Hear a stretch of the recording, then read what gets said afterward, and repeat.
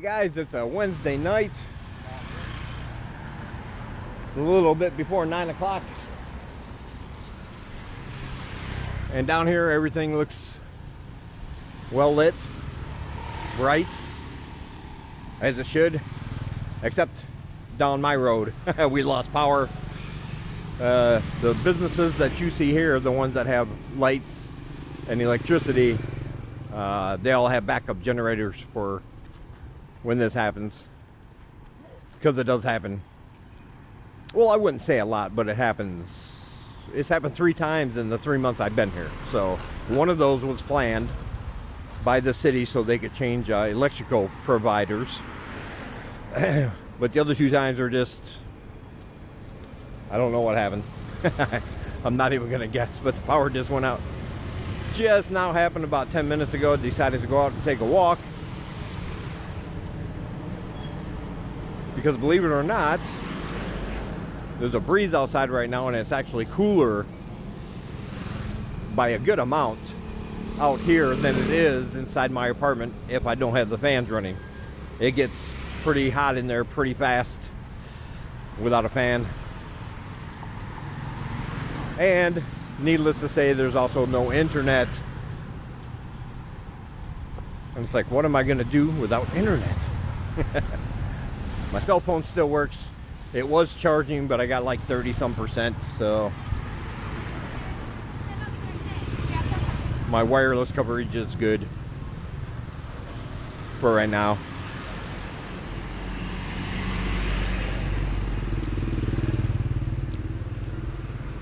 It's hard to tell.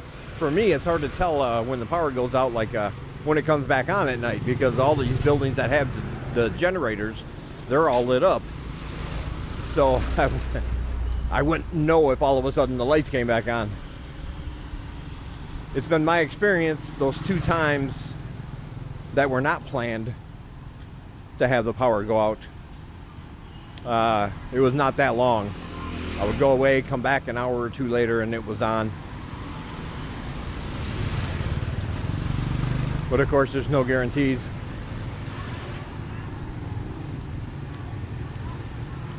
It's one of those things you just got to make do when it happens. Hopefully there is enough light out here with the traffic and the buildings that are lit up that you can see this.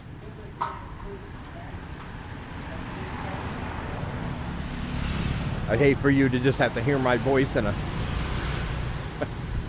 see nothing but complete darkness.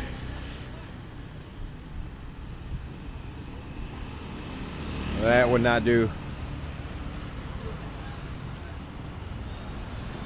Anyway, I'm just going to take a walk down Watbo Road here. Who knows? It's not even 9 o'clock. Some places are closing up right now. As you can see, they're taking over there, taking the racks inside. But there'll still be places to eat, and I might find me a tasty treat. Might as well make the most of it. Talk to you guys later.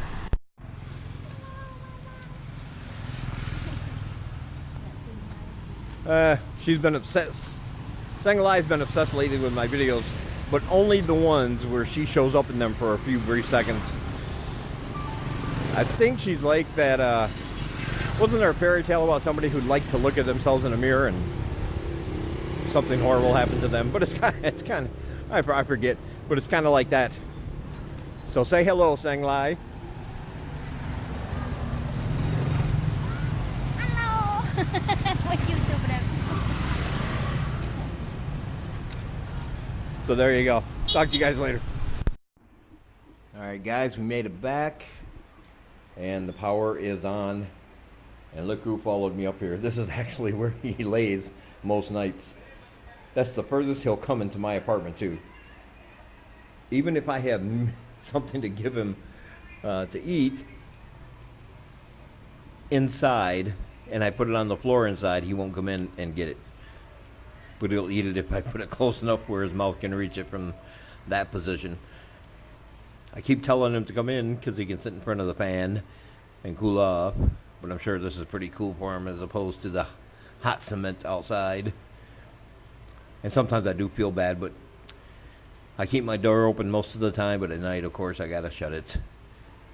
And then he goes back downstairs. Talk to you later.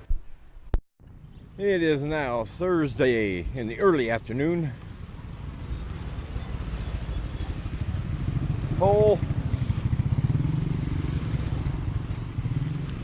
Going to a market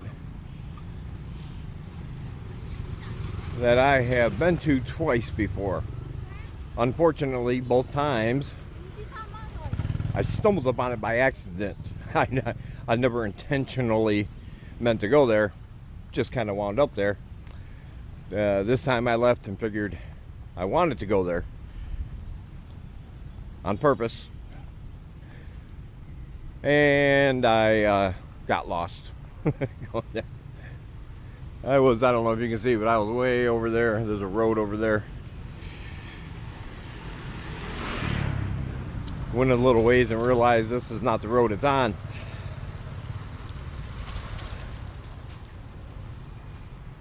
So, me and Seng played a little game of charades and determined that this road here is probably the one. I remember it being right over a bridge. Of course, there are bridges everywhere. There's a bridge up there. There's a bridge. As you can see, there's a bridge back there. I remember going over the bridge and turning and finding it before.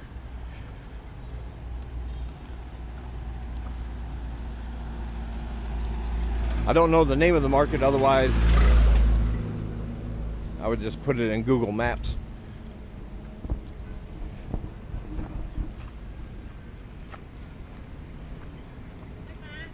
But anyway, it's still a nice walk.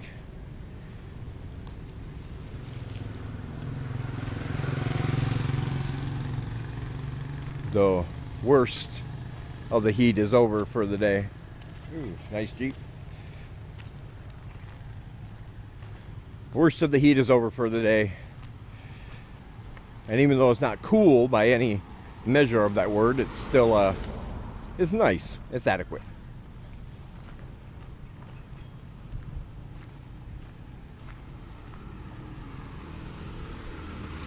Plus, this is an area I don't get to show you guys this that much because I don't come down here a lot. So it will be fun for all of us.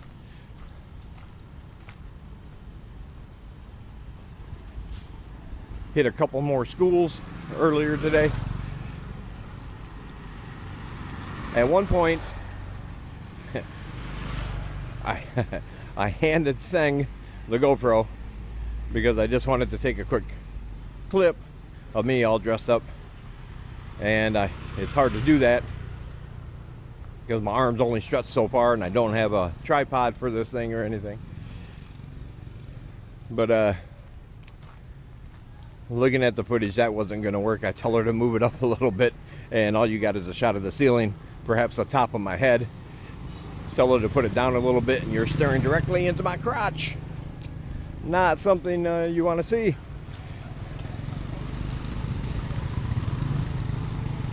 So when I go out tomorrow to put in more applications, I will I'll just do a little selfie video in front of the mirror for a couple seconds, showing you the suit and tie guy look.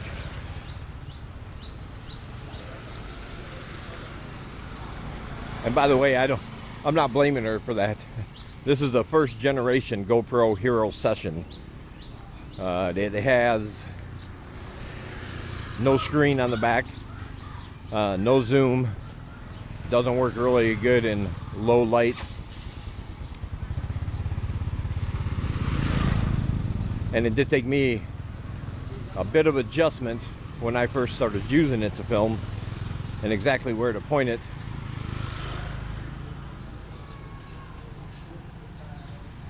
To get the, what I wanted to in the frame correctly. And even now, sometimes I find myself making mistakes and messing that up. So I don't blame her for not knowing when I say up how far up.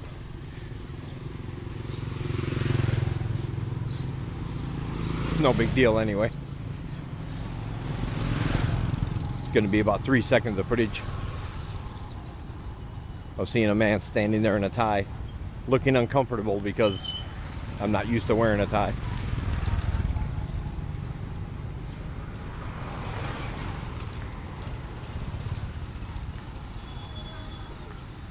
But I do think it's important to dress as well as you can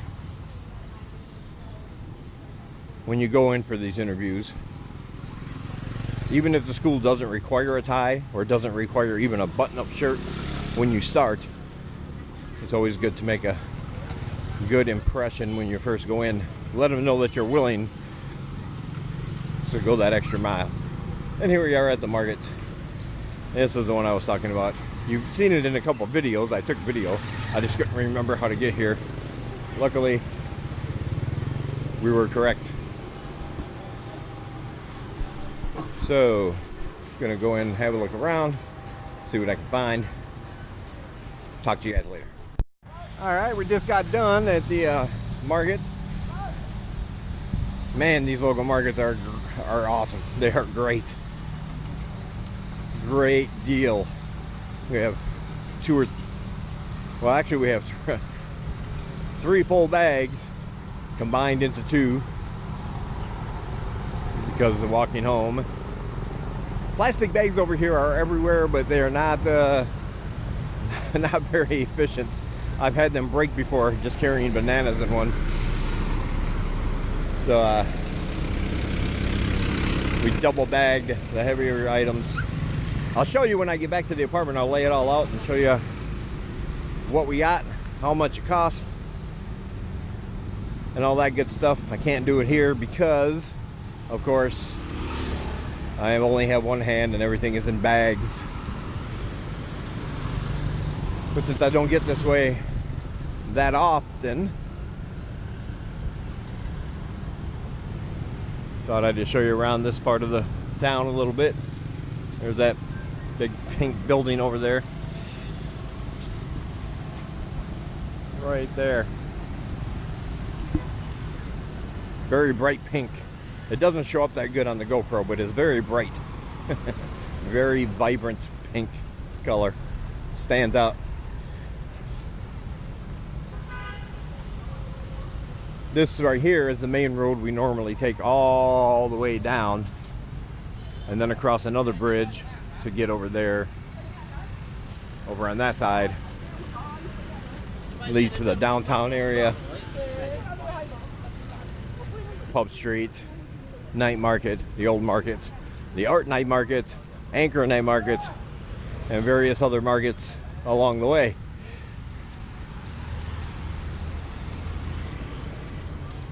Well, like I said, we don't usually come from that end.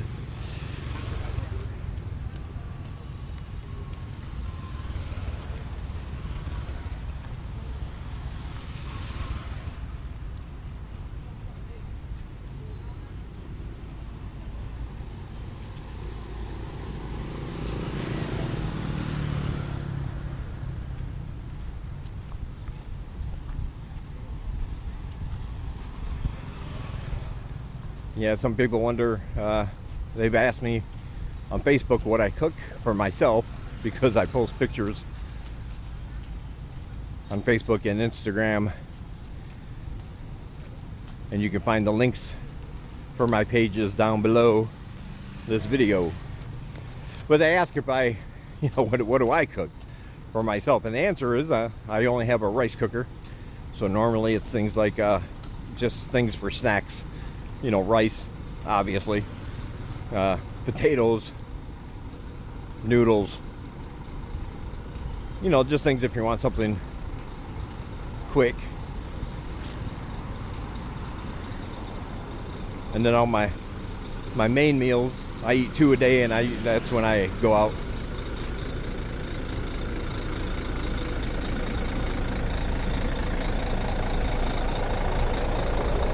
Because I believe it'll be about the same price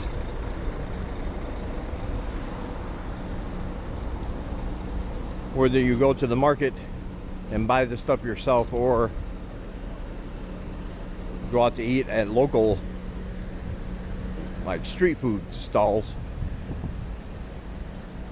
it would be about the same price. However, it would be significantly cheaper to buy and cook your own meals at home as opposed to going out to more Western styled restaurants. And like I said, I'll show you when we get back, but the price we paid here for what we have at just now at the market would only be a couple meals for two people at a sit-down, fancier, proper type restaurant.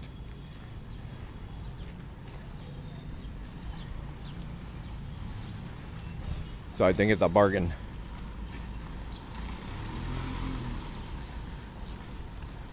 Of course, everybody has their own preference. I know I talk a lot about, I always ask, why would anybody want to go to these more expensive places when there's so much delicious food here that is extremely, extremely cheap? And I hope I don't come across like I'm being insulting to anybody who wants to go to those other places. Just my preference is the little food stalls, pop-up restaurants, mom and pop shops.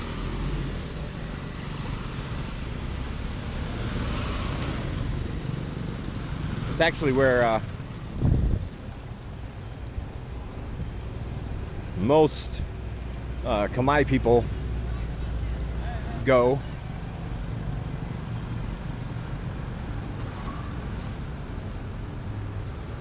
But then again, bigger towns like, you know, here in Siem Reap, Phnom Penh, Battambang, Sihanoukville, and even increasingly Kampot and Kep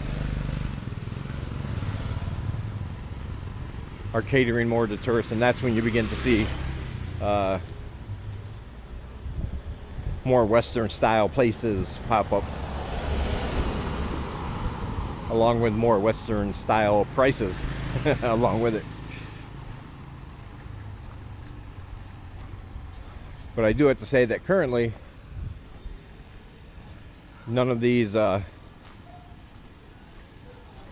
tourism is affecting the small businesses. Nobody's being pushed out or forced to abandon their business in favor of something else. So, and that's what I think makes it so unique. Hello. Hey.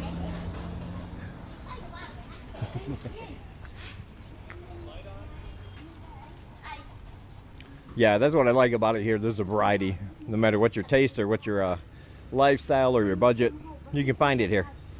You can live in the lap of luxury at a hotel that will cost $1,300. Or you can live it up in a hostel for $5 a night and live a more relaxed lifestyle. It's up to you. This, of course, is my favorite coffee place. It's where I get coffee every day.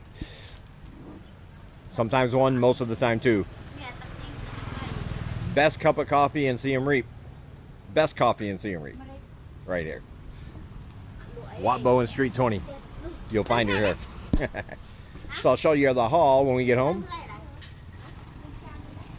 Stop here and talk for a minute. See you guys later. Alright guys, time to show you the haul we got. First of all, in this little bag we have all the veggies. Well, actually we got some onions. Some what looks like parsley, but it's probably cilantro. It's probably cilantro. They use a lot of cilantro. And you can see chili peppers. Some other kind of leafy greens on there. I'm not sure what they are. This thing that looks like a kale banana. Not sure what that is neither. Of course, you got to have some sauce. Do some cooking. Got carrot. Some soup. Some stock. That's just stock for the broth. Got leeks, garlic, ginger, an onion, more red pepper, potato. These are enoki mushrooms in a nice little packet there. These are all different kinds of noodles. This is some meat, some pork that was chopped up for us while we were there. Ooh, shouldn't have got that on the bed. This looks like sugar. I'm pretty sure this is sugar. There's no marking on it, but they put sugar in everything here, so I'm assuming that's it. Here's some other stuff. This is not sugar. I don't know what that is. And then umami seasoning. It's the essence of umami. So we got all of that you see here on the bed. All of that for less than $9 total. And that is a great deal. That is going to be a lot of good food for very little money. Then we went to another place. That was just at the food place. And then, of course, things I was lacking that I didn't miss because I would eat right out of the rice cooker because I'm an animal. But, you know, knife, plates, a couple things of silverware, and just got some drinks. An energy drink, a lychee drink, and a Sprite. So that was a good investment, good deal, good day. See you later. I'll show you the preparations. There's that thing, I don't know what it is. I still don't know what it is. Moonsatao. Yeah. Yeah, that's what it is, guys. I have no idea what it is neither.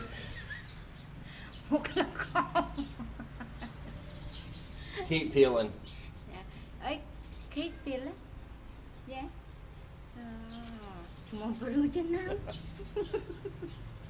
Quit making fun of me and just keep peeling. You like no me.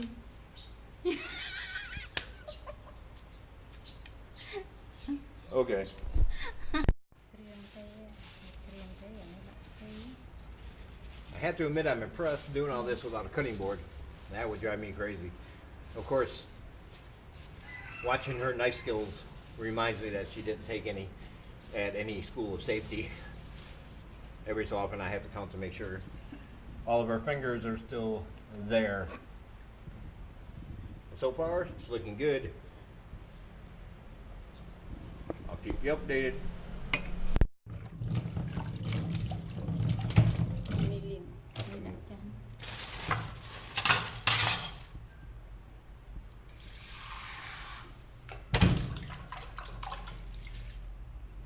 Now, for those of you wondering, Dave, why are you letting that poor woman do all the work by herself? I would refer you to a wise man who once said, the best way to help a woman in a kitchen is to leave her alone. I subscribe to that theory because it serves my purpose. And actually, I have no idea what she's making, so I can't help. Anyway. That's a very colorful bowl there. Got the greens ready to go.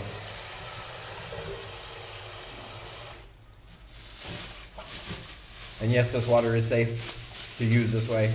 You do not need to use the drinking water because this is, of course, going to get boiled. So it's all good. Just in case you were wondering.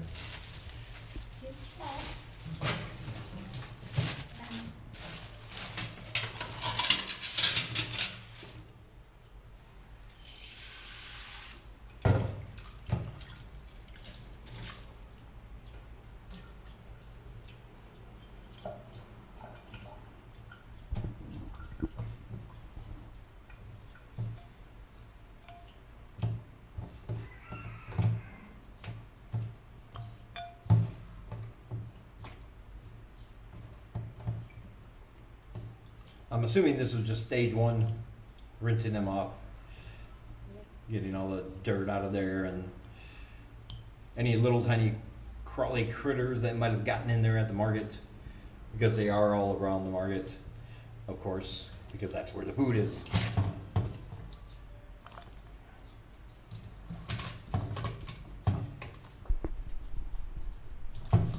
2 complete. And there goes the meat. Bought that pork at the market.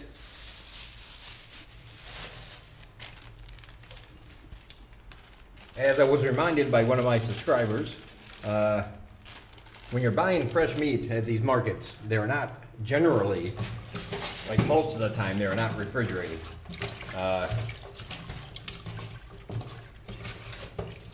So it's best to determine how long the meat has been sitting out beforehand. However, it's been my personal experience that with meat, you can always tell if it smells or not. If it doesn't smell, generally, even back in the United States, I've had issues taking meat right out of the wrapper before the expiration date and just having this odor come out, and I knew it was bad. I wouldn't eat it. But generally, if there's no smell, it shouldn't have a smell. Meat, before it's cooked, generally has kind of a non-smell. And so I always use the nose test. This meat was fine. There were not a... It was covered up, actually. And when they uncovered it, it all smelled good. No bugs, not a lot of flies. To me, it's good pork. Looks like we got a spread going on here. The part I didn't show you because I was busy, but there's some right there. I have a lot of ants up here, as always, in this part of the world. So I did have to do some ant killing before we set this up. I still see a couple lurking about the sauce jars. I will find them and I will hunt them down. Goes the mushrooms. We got mushrooms, we got pork, we got carrots, we got whatever those things were that I obviously pronounced wrong and that made her laugh. We got some leafy greens, we got onions, we got ginger, we have potato, leeks. Yeah. I'd say we got something good going on here. Like I said, I'm not real sure because, again, I do not speak Khmer, so I don't know exactly what's going on. I'm going to have to find something for this. This is... Man, the ants are going to be all over that. But this step is done. Okay, we got the rice cooker set up. We took it out of the kitchen, bring it in here on this stand that used to be in that corner. All I had was a bunch of books and stuff on there, and I put them right there underneath. I never used that little door underneath there, really. So now the next step, rice cookers, water in there started to come to a boil. Add in some peppers.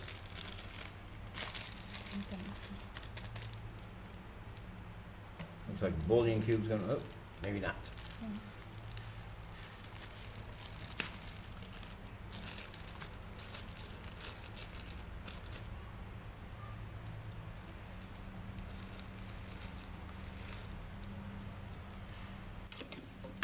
I believe that's the sugar.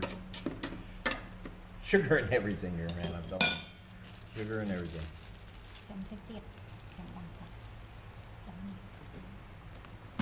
Gonna let those boil down a little bit before adding the other stuff, I guess. Yeah.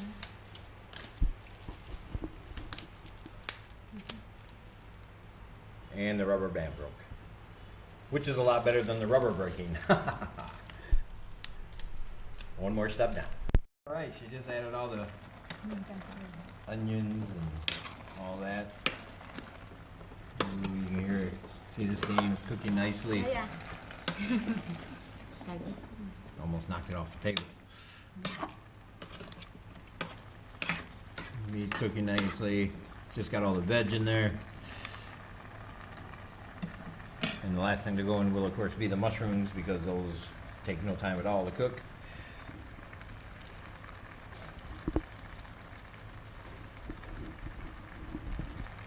I'm about to add some bouillon base. There we go, give it a little extra flavor. Yummy, looking good. And it smells incredible in here, I gotta say. If I was smelling this walking along the street, I would stop to get some. Definitely. Almost done. I'm going to end this vlog here. Still got about an hour and a half. Because, you know, this is a rice cooker. It's not like a gas burner stove or anything. So it does take a while. But as you can see, it's boiling. Everything's in there. They're getting all nice and happy. So it should be ready in about an hour or so. And then I'll be ready to eat. So I'm going to end this vlog here. And I'll talk to you in the next one.